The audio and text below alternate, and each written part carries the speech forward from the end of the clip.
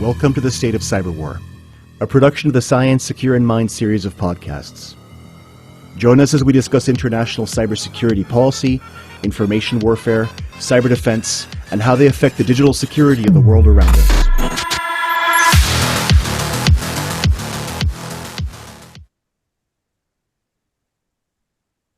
Hello, and welcome back to the Cybersecurity Advisors Network Secure in Mind podcast and video conversation series. This is the first in a new series of exchanges that our Secretary General and I, James Briscoe, have tentatively dubbed the State of Cyber War. We're going to be holding a series of conversations among each other and also with external stakeholders and experts around topics related to the broader, more geopolitical areas of cyber conflict, whether it's online information warfare, disinformation, state actor attacks, and the political and diplomatic context and military actions that surround these. We welcome any suggestions that you have for topics or for participating guests in this series. And what I think is really important is that we want to keep these lighthearted. We want to keep them informal. And I realize it's a bit ambitious for such a serious and far-reaching topic, but there is so much information out there that's very, very dense. We'd like to make this topic more accessible to the casual browser, whether you're on podcasts, whether you have a video playing in the background. And of course, we welcome any comments that you might have in the comment section of both the podcast and the YouTube channel. And with that, we'll get started. And a little bit of background. My name is John Salomon. I'm the communications lead for the CyAN network of professionals around the world. We're a not-for-profit institution that provides a number of public services to develop and build trust in the digital economy. A lot of these are related to policy issues, for example, relationships with public sector entities, with public-private initiatives, and other areas. And for me, this is very close to my heart because my academic background is international relations, even though I've been in information security for many years now. And I want to stress that I'm not an expert. So, just having a bachelor's degree in international relations doesn't by far not make me a knowledgeable person in this area. And mainly it's an interest that's born from many years working around the topic of threat intelligence, of cyber defense, with public-private collective sector defense. And so this has been more kind of an interest area for me that's complementary to my professional activities as a cybersecurity consultant. James? Hi, John. Thanks for having me and for organizing this and really offering this opportunity to discuss a matter and a series of events around the world that are ongoing, growing, and also close to my heart. I'm similarly from an international relations background and similarly not an expert, a Bachelor of Honors. Similarly doesn't make me much more of an expert, but I think minus the 20 years of experience in the field probably puts you in better standing.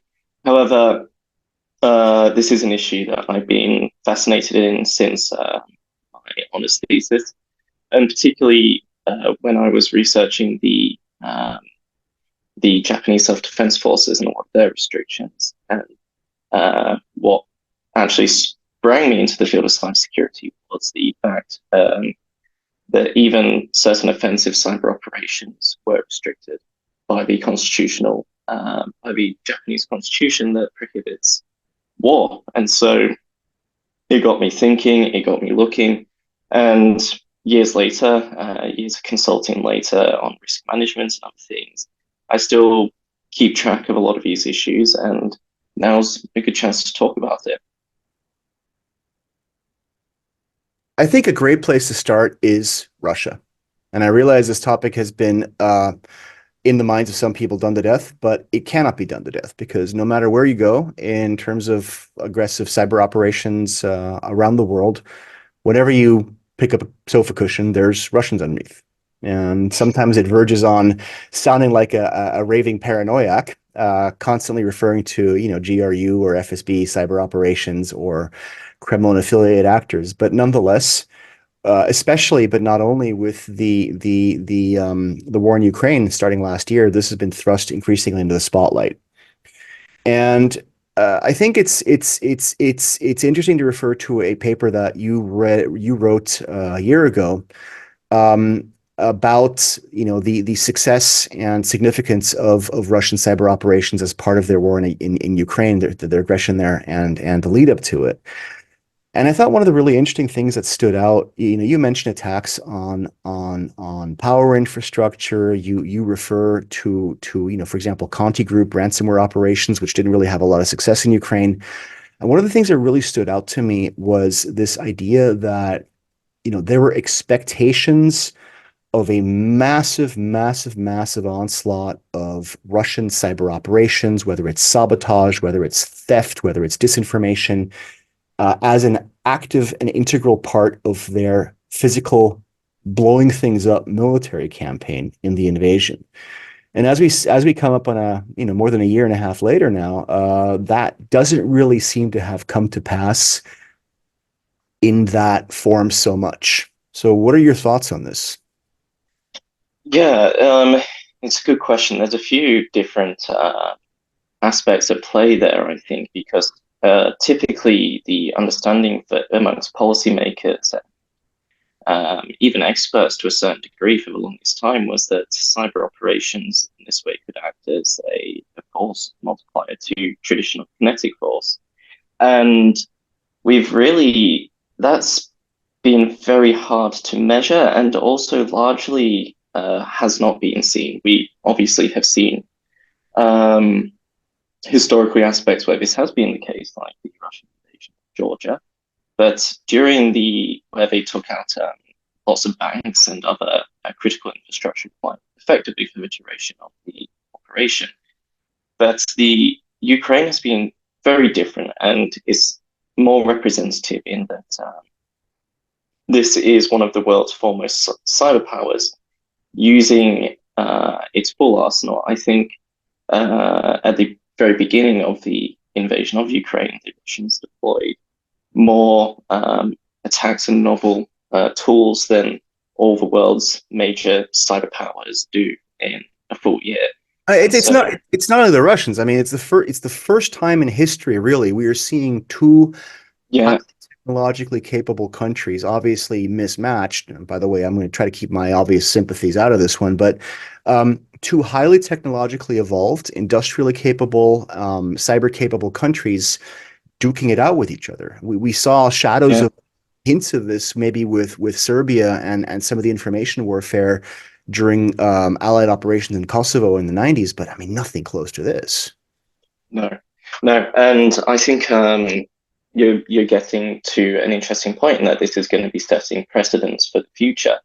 But largely, these operations have had very little effect on the ground because a lot of the initial predictions and a lot of the, at least by media outlets, was that this would lead to some sort of Cybergeddon and very Hollywood-style attacks where I think even some outlets were predicting trains to be derailed off the tracks. And this is quite far from the truth of what's actually capable. And the White House was quite stringent in reprimanding certain There's an journalists. interesting point to be made, an argument to be made there, because I mean, if you look at some of the attacks on Ukrainian power grids in what was it 2016, 2018? I don't know the exact dates anymore. I mean, Yeah, there was two prior to the invasion. One of them was definitely in 16. I think I'd have to look it up and get the exact dates, but 16 was one, and I think maybe 18 was the other. I mean, it wasn't as devastating as it could have been, but I mean, it did take 250,000 people off the grid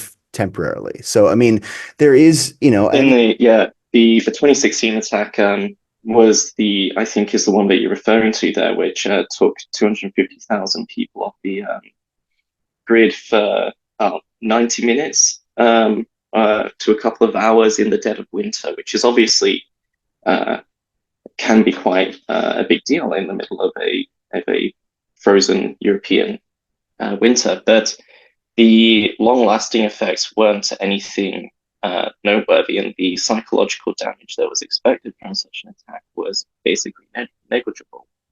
And this gets into another aspect that I want to address, but we can finish on this point first about really cyber terror operations and trying to pressure the population into putting pressure on their own leaders. But this is we'll get there in a moment. And I think there's definitely parallels to be drawn. I'm going to get crucified for this in the comments. Hopefully, go for it. Like, share, subscribe. That there's definite parallels to, for example, Allied and Axis, bombing operations, terror bombing operations in World War II, which it can be argued what tactical and strategic impact they had, for example, on manufacturing capability. But this idea of except maybe the German bombing of Rotterdam in 1940, there really wasn't much in the way of driving civilian populations or governments to pressure their governments into surrender, essentially. And I think with the power grid attacks that we just talked about, one of the understood goals was to create physical damage, and this is, I think, an ongoing thing that's been in the consciousness of national cyber defense staff since Stuxnet, right? Since a worm was actually introduced that physically damaged Iranian nuclear centrifuges in the mid 2000s, and that didn't come to pass. There was no actual physical damage caused by these offensive operations. So I guess in that case, in that sense, it can be said to have failed. Also in the manipulating the public sense, it can be said to have failed. But you touched on a really, really good point, which is the psychological, the propaganda, the insecurity aspect. Even if it didn't cause a collapse in morale, it's definitely a hint, if not for the affected populations, for other stakeholders that, hey, we are vulnerable to this. And even if this didn't cause the havoc that it could have, that can still happen. Yeah, no, absolutely. And this is touching on something that I've been quite interested in a while, which the concept of terror bombing and the theories that surround it. And essentially, as I just mentioned, the idea is to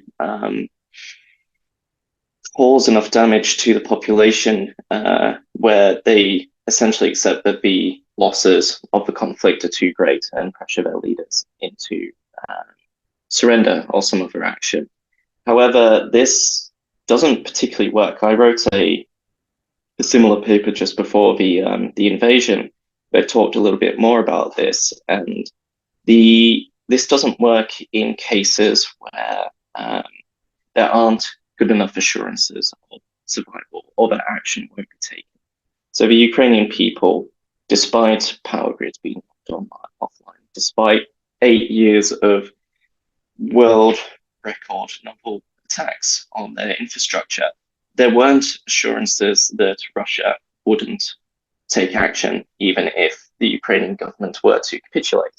And so these terror bombing tactics usually fall flat in cases of survival or absolute war. And to even use a historical argument to underpin it is the pre-nuclear bomb Allied firebombing raids of Japan, which did far more damage and killed far more people than the nuclear bombs did. But given the total war scenario of the conflict at that point and the survival of the nation of Japan, the imperial nation of Japan, the losses were seen as acceptable because there was no alternative.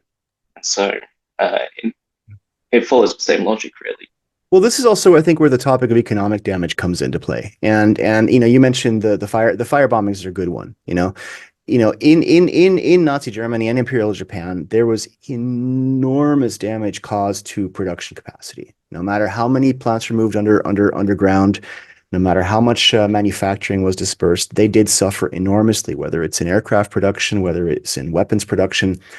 And this is, I think, a good segue to topics like the Dukes and NotPetya, Cozy Bear, etc.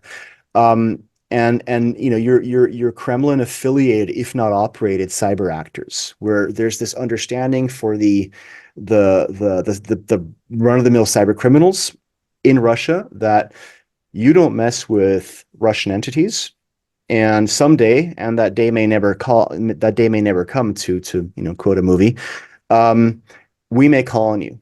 right, to act in the Russian interest. And if the interest of your criminal activities aligns with those of the Russian state, then all the better, right? NotPetya being a prime example of this. You talk about briefly in your paper about Conti, where the ransomware damage wasn't really that major compared to what we've seen in other target areas, target rich environments like Europe and North America.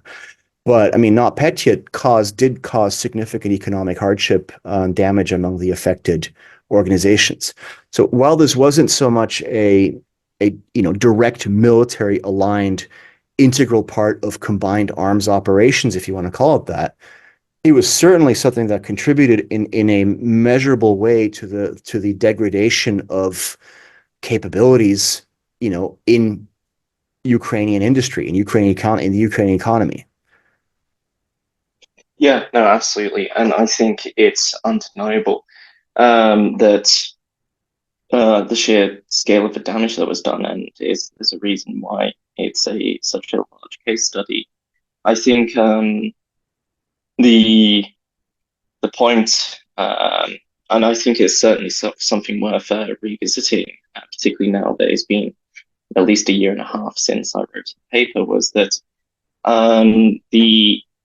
there was a certain amount of damage to these ransomware gangs in Russia that I think was largely overlooked by particularly traditional media outlets and a lot of cybersecurity outlets, but a few expert commentators were picking up on the fact that these gangs seemed to, and we can get to Conti in a second, but other ones, I think we underestimated the control that the Russian apparatus had over them, and also underestimated the traditional profit motives of these gangs, in that they couldn't operate anymore because they were based in Russia, and companies that would normally pay the costs of one of their attacks weren't willing to pay now after the heavy sanctions that were put onto Russia. So a lot of these gangs were suddenly losing a lot of revenue. And then to take the nationalistic approach, they looked at Conti, which fell apart because of its stance. And it was very famously pro-Russian, so that we'll defend Russia and attack anyone who attacks Russia. And then a disgruntled Ukrainian member of the group, I think from memory, basically posted all the internal workings of the group. And so it's an interesting dynamic in that these organizations are very, very much enter into grey zone operations and considerations of the capabilities of the nation. But then in times of actual war, this at the moment seems to have fallen apart in a large way. I think it's definitely something that needs to be considered on a nation by nation basis. I don't think the same could be said, for instance, of the Lazarus Group. If North Korea was to enter into a war, I think the considerations there are completely different. Well, I mean, Lazarus is a, I think Lazarus is a perfect incarnation of this idea of combining creating havoc with advancing state interests, and in this case, revenue generating operations, right, as well as damaging targets critical of the DPRK regime. Now, with regards to Conti, what I find really interesting in this point that this implication that putting them into action in this scenario led to to a large part in their downfall, or degradation rather. They haven't never really gone away. Is this classic idea of a lot of the secret weapon is partially it's a threat, partially something that is no longer, there's a danger of it being countered the moment you put it into play, right? But at the same time, like for example, this concept of a fleet in being, it doesn't really work so much for cyber warfare, because just having the threat of a piece of malware or a group out there without it being used means it's less effective. With cyber actors, you actually have to put them into play, even if it leads to their ultimate, reduction in capability. What I find interesting also is on the Ukrainian side, we've seen some very effective operations, and obviously we haven't seen half of this stuff that, the Ukrainian intelligence directorate is pulled off, as well as, sympathetic groups. There was this frankly hilarious case where they sabotaged half of Moscow's taxi population by just ordering a whole bunch of them to one of the major roads. There's some photos floating around, and recently more prominently taken down the Russian Federal Tax Office and nuking all of its records. And these are not immediately tactically relevant activities, but at the same time, they are something that at some form is going to contribute to, again, I've used this term before, the degradation of overall capabilities. So I think one really important point to get to that you made, which I really like, is this idea that, it's not like the movies. I mean, hacking something and then a power plant blows up and then the infantry moves in.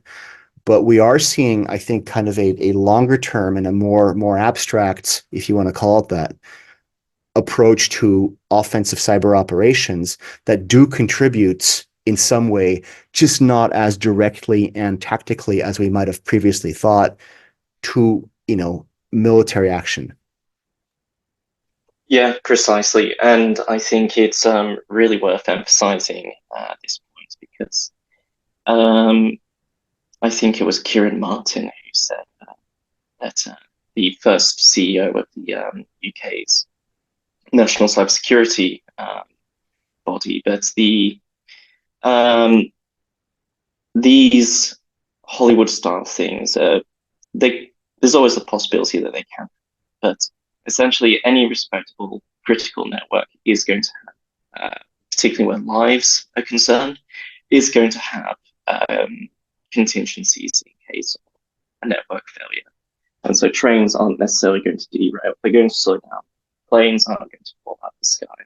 It's not going to be anything like what was predicted for Y2K.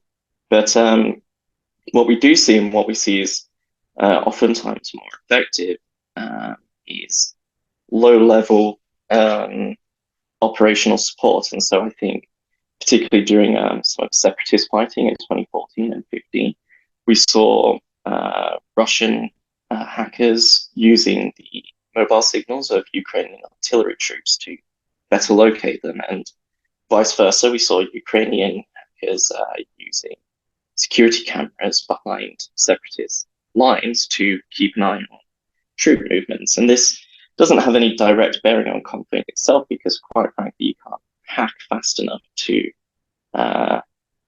affect an ongoing battle. It's just simply not how hacking works. It's a lot more time consuming than people think. It's very luck dependent a lot of the time as well. But what we do see is people who understand these capabilities taking them into consideration. I'd like to finish this point on there was a incident in Belarus not long after the invasion started, where a partisan group used that was traditionally just not overly sophisticated in their use of cyber operations, but they were just standard, I guess you could call it terrorism in this case. But what they did do was that they leaked some of their own documents on purpose from memory. Essentially, they distracted a whole bunch of security. So I think they were targeting one area, railway tracks, and were able to have the guards congregate over there, whereas they blew up a completely different area and got away scot-free. In the case of the Belarusians, I mean, the president, Alexander Lukashenko, has already done a pretty good job of giving away the shop by showing with war plan documents in his hands on published images and videos. So maybe a little bit cynically speaking, an OPSEC nightmare. OPSEC nightmare, yeah. One interesting thing also is, this is also there's two topics here I think that are very, very important. And first of all is this idea that to what degree does an operation that causes damage, that causes degradation in service, that causes distress, that causes loss, materially contribute to an attack, right? Kinetic operations, as you call it. I love that term.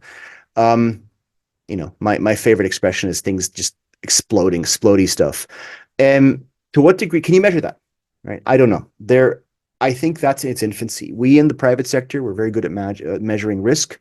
You can disagree with the mechanisms and the metrics, but this is an established concept. Can you measure in the context of an overall holistic set, tracking of impact of aggression, how much damage cyberwar is actually doing? If you take the Syrian Electronic Army back starting in 2011, I think.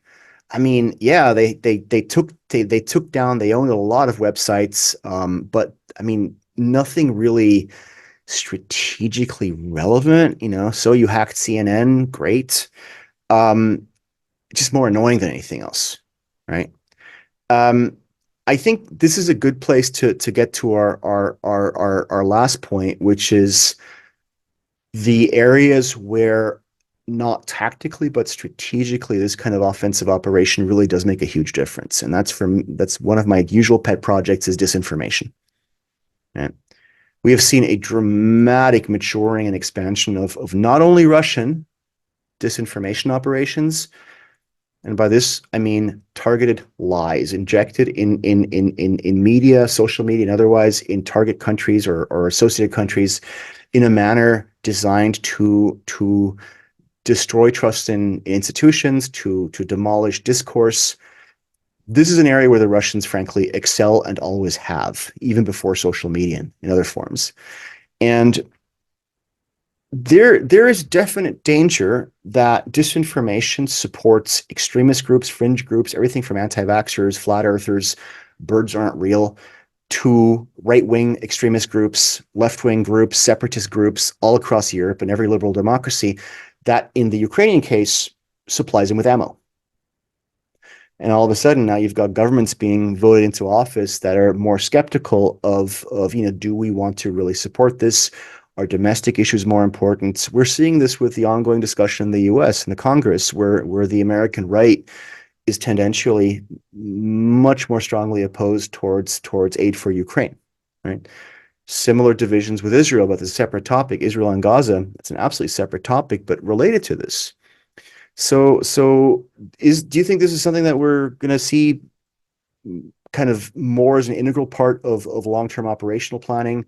Is the West even capable of doing stuff like this? Ooh, yeah, that last part's pretty provocative. I think we're absolutely going to see much more of this, and I think it's going to become more prevalent and more difficult, particularly as deep fakes and other sorts of technologies mature. Even a few years ago, there were cases in India, I think, where politicians were using deep fakes of themselves to spread spread their message in multiple local languages, and that they didn't speak. And so this was already seeing a maturation of a lot of these technologies, and so it's going to become increasingly difficult to tell good information from disinformation, and it's, I think, going to only become a longer term and more sophisticated operation. And I think it's going to start decades in advance. And it traditionally does with war anyway. I think we're only just going to see it ramp up. If I quickly jump back to World War II, the Imperial Japan was making children's movies where big sea eagles were the enemy as far back as 1936, which is obvious, like foreshadowing for an eventual war with the United States. And it was very much intended to be that way. So operations often start a full decade in advance anyway. But I think just the rate of production, the rate of misdirection, and I think the internet also gives an ability to target dissident groups and really try and change the narrative, and so difficult. We could spend a whole day talking about, the differences between propaganda and disinformation. And, propaganda is one of my usual things, is not always negative, right? Can be very positive as well. No. As you say, bringing up the humanity and things. I mean, ultimately, there are civilians around. I think it'll require the distance of time to be able to really interpret with various conflicts what is propaganda, what is true, and what is not. In some ways, we will never really figure it out.